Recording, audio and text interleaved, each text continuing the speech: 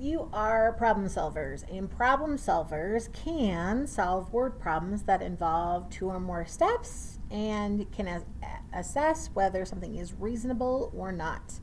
Today, on your Unit 4, Lesson 17, we are going to be doing just that, using all of those skills we've been amassing and put them together to do some two-step problems.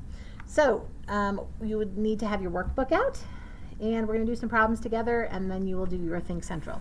So it's we're doing some problems that are really close to the ones that are in your Think Central, so you might really want to focus on listening today. So page 251 inside your workbook. We're going to start with number 1. If you need to pause me while you get your workbook, please do. But here we go. So, and you'll notice it does say multi-step word problems, so keep that in mind. All right, let me make sure you can see this nicely. There we go. Isabel bought 36 pieces of fruit for her soccer team. There are 16 apples, 12 bananas, and the rest are pears. How many pieces of fruit are pears? So I'm going to draw myself a picture. I'm going to draw some, I'm going to think of them as kind of like as bowls. So here's my bowl of apples. I'm going to put 16. Here are my bowls of bananas. Here's 12. Here's my bowl of pears. But I don't know for sure. Poof, there it is. But I know that all together I have 36. So I need to figure out how many pieces of fruit are pears. So I need to figure out what that number there is that I'm missing. So there's my modeling mathematics, my thinking about drawing that picture so that I understand the problem.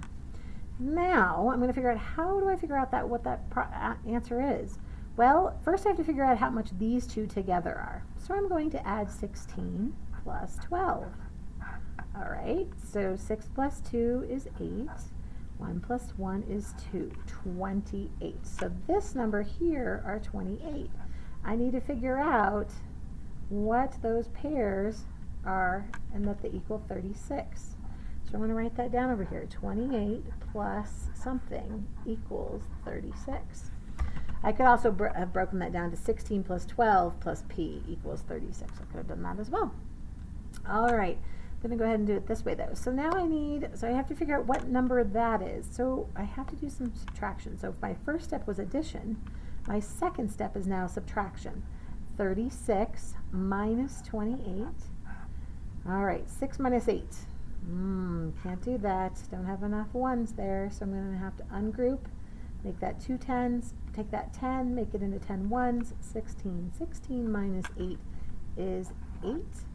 And 2 minus 2 is nothing. So there's my answer. All right, so P equals 8. And this is how many pieces of fruit are pears. I'm going to write 8 pears. Or I could write 8 pieces of fruit are pears. All right, so two-step problem. Drew my picture first. Did my math. Double check that that makes sense. Let's make sure that that makes sense. So I have about 30, about 10, 30 plus 10 is about 40, 36 is about 40. That's a reasonable answer. I could also go back and I could go back and add 16 plus 12 plus 8 to see if I get 36. I could do that as well. All right, so let's go on to number 3. There are 15 more boys than girls in the school band. There are 27 girls. How many students are in the school band? Now, some of you just like to find those two numbers and shove them together in one way or the other. You want to know how many boys, girls, boom. That sounds like an adding problem. But if we just add 15 to 27, we are going to have the wrong answer because we really need to think about what this says. There are 15 more boys than girls in the school band. So I need to figure out, there's my boys, there's my girls. This seems like a great time to use comparison bars. So the girls have 27, but they're the smaller amount. So I'm going to write that as the smaller amount, and there's my circle. And the boys have a larger amount, but that's the one we don't know. So there are 27 girls, and there are 15 more boys. So the boys is going to be a bigger number here. So I'm going to say 27 plus 15. 7 plus 5 is 12. Regroup the 1. 1 plus 2 is 3, plus another one is 4. 42. Okay, that's great. 42. So that's how many boys there are. But that's not what the question asked. The question asked how many students are in the school band. So now I know how many boys there are. I know how many girls there are. Now I need to put those two numbers together as well. So I'm going to add 42 plus 27. There we go. 2 plus 7 is 9. 4 plus 2 is 6. So I'm going to say 42 plus 27 equals 69 students. There we go. So if I had just put 15 and 27 together, I would have gotten an answer, but I would have gotten the wrong answer. I would have gotten how many boys there are, not how many whole students there are. So always read the problem very carefully. We're also going to do number 5. So number 5, Majid built 7 car models and 14 airplane models. Jasmine built 9 more car models than Majid and 6 fewer airplane models. Got it.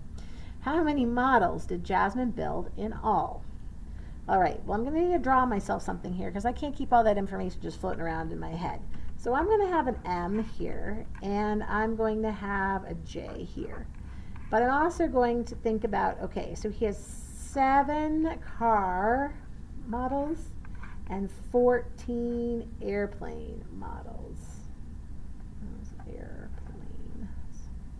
Okay, all right. And then so Jasmine has 9 more. So I'm going to add 9 to that. Okay. So if she has 9 more than he does, 7 plus 9 is 16. So she has 16 cars. And then she has 6 fewer airplane models. 6 fewer. So that's going to be a subtraction problem. So that gives me 8 airplane models. But then the question says, how many models did Jasmine build in all? So I need to add those two together. So 16 plus 8 equals, so I'm going to do 16 plus 8. 6 plus 8 is 14. Regroup my 1. 1 plus 1 is 2 equals 24 models. So you'll notice all of these were 2-step problems. Every single one of them had to go through 2-step problems. So when you're going through your work today, if it's not a 2-step problem, like if you just added 2 numbers here, then you might have the wrong answer. And so double check that you have a 2-step problem. This one we had to do both of these and then add them together as well. So that was a 3-step problem on that one. All right, go ahead and flip to page 252. We're going to do 2 of these as well. But today, for these directions, it says use rounding to decide if the answer is reasonable. Write yes or no, then find the answer to see if you were correct. So you're going to do some of these in Think Central today, and they're going to have you answer yes or no, is it reasonable? And then see if the answer is correct.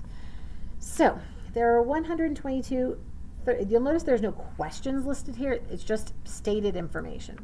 There are 122 third and fourth grade students at Cedar Creek Elementary School. There are 67 students in 3rd grade and 55 students in 4th grade. You'll notice there's no actual question that they're asking, but we have 3 sets of numbers here, so they're asking us to look at how reasonable it is. So here, if we round 122, that'd be 120 if we were rounding to the nearest 10, and then 67 is 70. So if we subtracted that, so that the whole 3rd and 4th grade minus 3rd grade, it's going to give us about 50. Well, that seems somewhat reasonable. If we were rounding 55, we'd probably round it to 60, but it seems fairly reasonable, so I'm going to say yes. And then let's see how it really goes. So 122 minus 67, how many is that going to give us? Well, 2 minus 7. 2 minus 7, oh, I can't do that, so I'm going to regroup. 12, and then that 110 is going to become 10 ones. 12 ones minus 7 ones equals 5 ones. All right, 110 minus 6 tens, can't do that. 11 tens, 11 tens minus 6 tens is 5 tens. And that matches that answer right there. So yes, 122 minus 67 equals 55 students. That is correct. All right. All right, let's look at number 9. The total distance from Charleston, West Virginia to Biloxi, Mississippi is 913 miles, so about 900 miles. Benjamin drove 455 miles from Charleston to Athens, Georgia. He then drove 458 miles from Athens to Biloxi. Okay, so let's see. If I round that to about 900, and this one here is about, I'm going to say 450 rather than rounding it all because it's right in the middle. So I'm going to go on 450. I'm going to just think about that. Well, so that makes that 8, and that, okay. So if I'm just rounding, yep, 450, that does about the same amount there.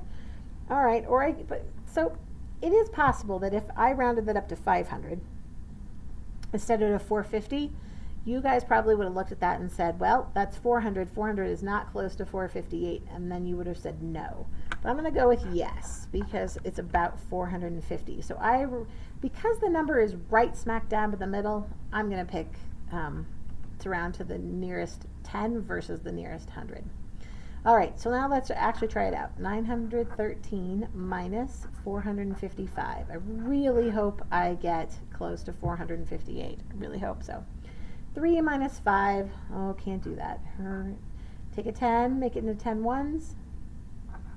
13 minus 5 equals 8. Ooh, good, looking good so far. 0 minus 5, oh, can't do that. I'm going to make that 8 into 800, or 9 to hundreds to 800s, then take that 100 and turn it to 10 tens. 10 minus 5 equals 5. 8 hundreds minus 4, oh, look at that. Matches perfectly. So yes, 913 minus 455 does indeed equal 458 miles. All right, so you, for these problems, these both ended up being subtraction problems, but some of these might be addition problems. You just need to make sense of the problems and use your rounding skills, see if it's reasonable, and then find out if that's really the correct answer. All right, go ahead and work on your 417 on Think Central. Thank you so much.